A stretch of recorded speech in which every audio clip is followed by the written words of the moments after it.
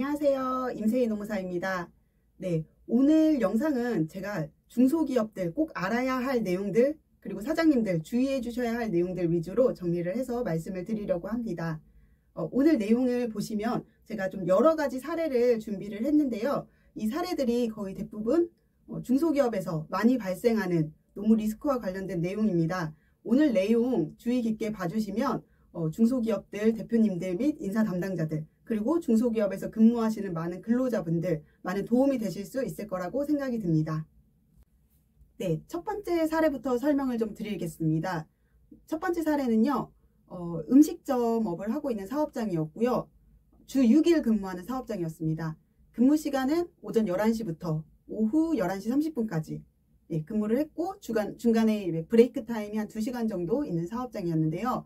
여기 사업장에 있는 근로자들이 저에게 와서 제대로 된 급여를 받지 못했다라고 하면서 주장을 하면서 제대로 된 급여를 받아달라라고 저한테 요청을 한 사건입니다.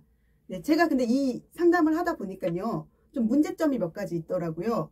이 사업장의 첫 번째 문제는 일단 직원들과 근로계약서를 작성하지 않았습니다.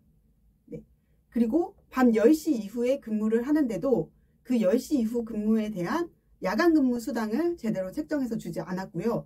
그리고 앞서 말씀드린 것처럼 주 6일 근무하는 사업장인데 6일째 되는 날 근무에 대해서도 연장 근무 수당을 제대로 책정해서 지급하지 않았습니다.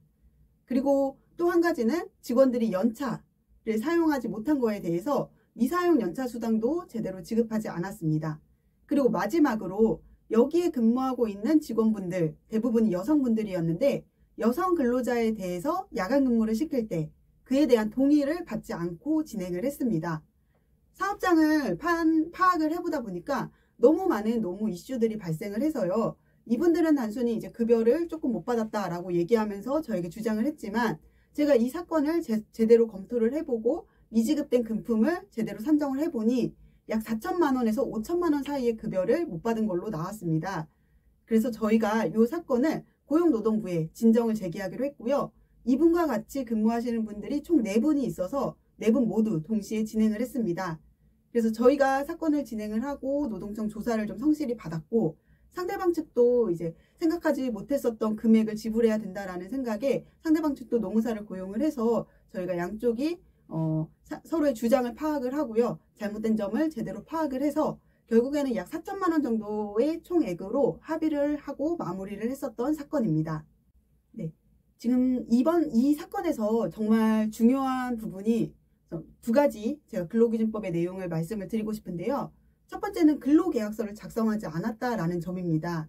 근로계약서를 작성하지 않았기 때문에 이 근로자들에게 이렇게 많은 연장 야간 휴일 수당에 대한 부분을 미지급한 걸로 결론이 나왔고요. 그리고 근로계약서를 작성하지 않음으로 인해서 이 사업주가 근로기준법 위반에 따른 벌금이 부과될 수도 있습니다. 근로기준법에 따라서 근로계약서 미작성에 따른 벌금은 약 500만 원 이하의 벌금이 부여될 수 있으니 꼭 사업주분들 근로계약서 작성에 특별히 유의하여서 신경 써주시고요. 만약에 우리 사업장처럼 고정적으로 연장근로라던가 야간근로가 발생하는 사업장이라고 하면 거기에 대한 수당도 급여 안에 미리 포괄임금으로 설정해 주시는 것이 필요할 것 같습니다. 그리고 2번째로 꼭 전달드리고 싶은 이야기는요. 여성 근로자들에 대한 부분인데요.